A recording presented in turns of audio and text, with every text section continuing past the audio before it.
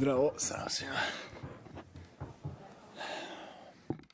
Ladies and gentlemen, welcome to the press conference of Novak Djokovic. First of all, congrats, Novak.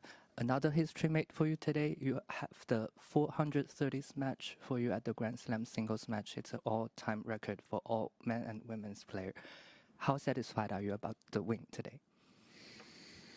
Well, I'm satisfied with the win. I really liked the way I started the match and finished the match. The first and fourth set were the best. I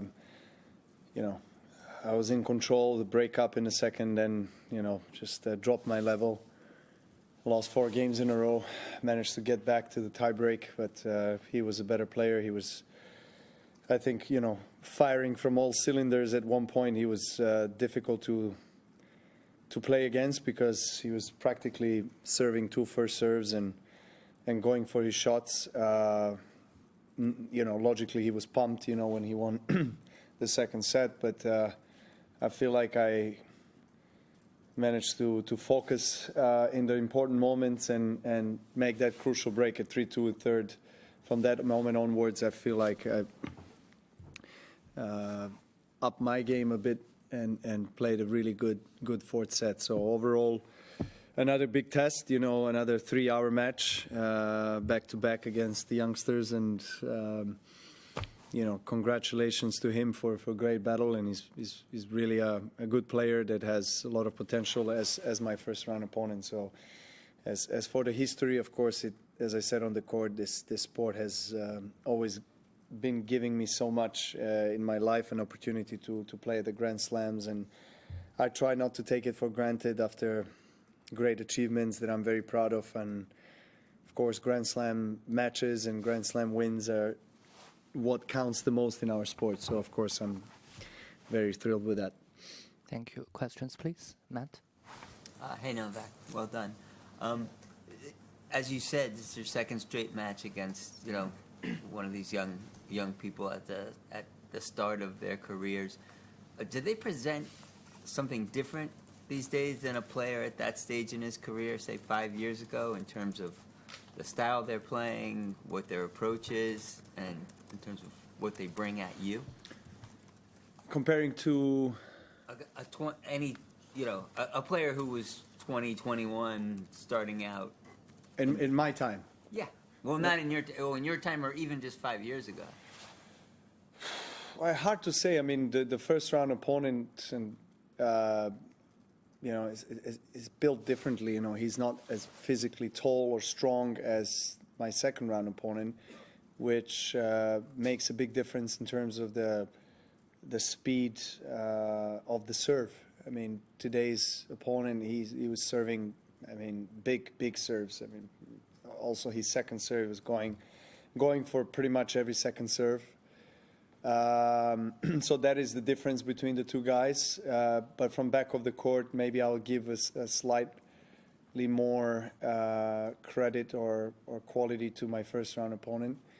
He's really quick and takes the ball on the rise, but also today's opponent, when in the moments when I allowed him to have time and to pressure me, he was doing that.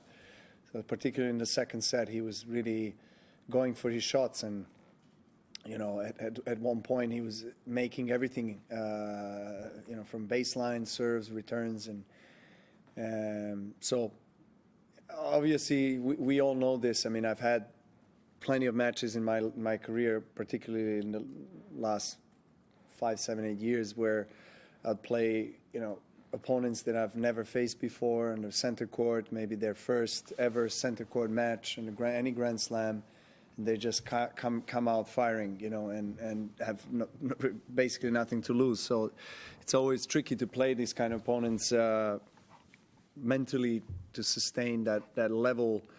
Obviously, you don't know whether they're going to maybe fold under the pressure of the moment of playing on the center court, or they're actually going to go the different way, which I think both of my opponents in first, second round did, which is like feed off that energy and just like play their lights out tennis.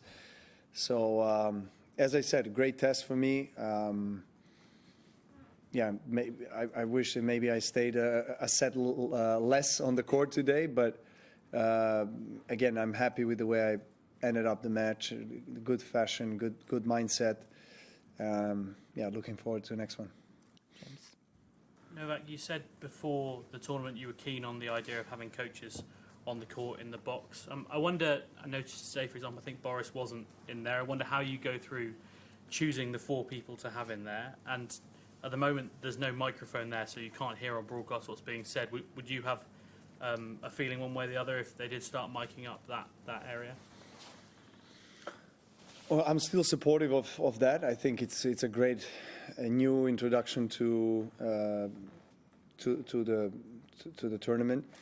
The selected people who are there are selected by all of us. You know, internally in the team, we talk about, you know, who we think can contribute the most by being on the court.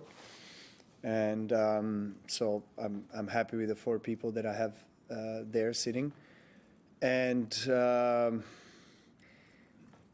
I don't know if it will probably change in the future with the microphone and everything. I'm happy as it is at the moment, to be honest with you. I'm sure for the fans watching and social media, it will be very interesting to hear what we are talking about. The only thing there, I mean, I understand from kind of like fun part and like stuff going viral, and because there will be quite a bit of material there, I'm sure. The only thing that I dislike there is the fact that someone from your opponent's team might be watching the match and he or she hears that, and of course then texts the team member, and 10 seconds later you have the information. So that's the part that I don't like. So I feel like there should be some discretion and privacy on in terms of like the actual on-court coaching tactics. That shouldn't be out there public, I would say, because then it kind of endangers you live during the match. David. Were you asking? Yeah. Sorry. Hi, Novak. Going back to young players, I was just wondering if you watched any of Fonseca against Rublev last night, and if you've seen much of him and what you think of him as an 18-year-old. I just met him first time, like literally 5 minutes before I came into the room, and I congratulated him not only on the win last night that I've seen, the last set I've seen, but also everything he's been doing the last 6 to 12 months. I've been following his rise, and I just love how he plays the big points, courageous, very clean hitter, all-round player. Brazil is a huge country. It's super important for our sport to have a very good player coming from Brazil. I think they haven't had a player maybe of that caliber since Guga Kuerten. So it's exciting times for Brazil, but also for the whole tennis world, because such a young player and person to be able to play so good on the big stage is impressive. So I've been a fan of his game. I've been watching him also last year, and I think in one of my interviews for ATP I was saying that I see some of my game there, in his game, particularly when I was his age, when you were kind of carelessly going for the shots and just showing what you're capable of. So, I mean, he's got the goods, definitely, and he showed that last night on a big stage to go very far, and future is bright for him, no doubt, if he keeps going this way. Novak, I was wondering, when you're playing an opponent for the first time, obviously your team would do lots of research, video footage analysis, etc. But how much time do you personally spend learning about your opponent and what they bring and what their preferences are? Well, I do it together with my coach. I mean, with Andy here, Andy has been spending quite a bit of time watching videos,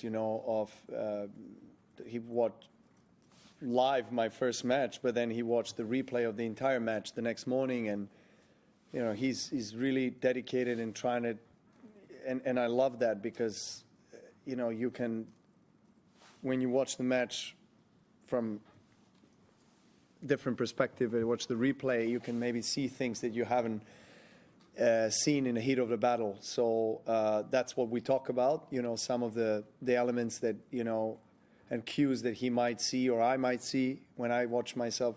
I don't see the entire match like him, but I see the highlights and certain moments where I feel like I was maybe off balance or I should have played better, or moments where I played really well, what I did well.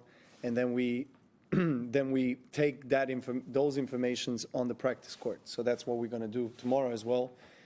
And so we communicate quite a lot, actually, about tactics, about you know, preparation, analysis, and I like data. I like video, particularly visual preparation with the video analysis, and he does that too. I mean, he had at least what he told me throughout his career. So we're matching pretty well there, and we speak the same language, so to say. We understand each other very well, so we do. We had to do more, I think, work in terms of the first preparation, analysis preparation for the first two guys that I faced here, because there were not too many matches of them, and, you know, very young, and so we had to really also, you know, talk to people in the locker room that played them and so forth, so try to get as much as information as possible. So obviously as tournament progresses, you know the names better, like my next opponent, so, you know, it would be easier to find material on them to prepare.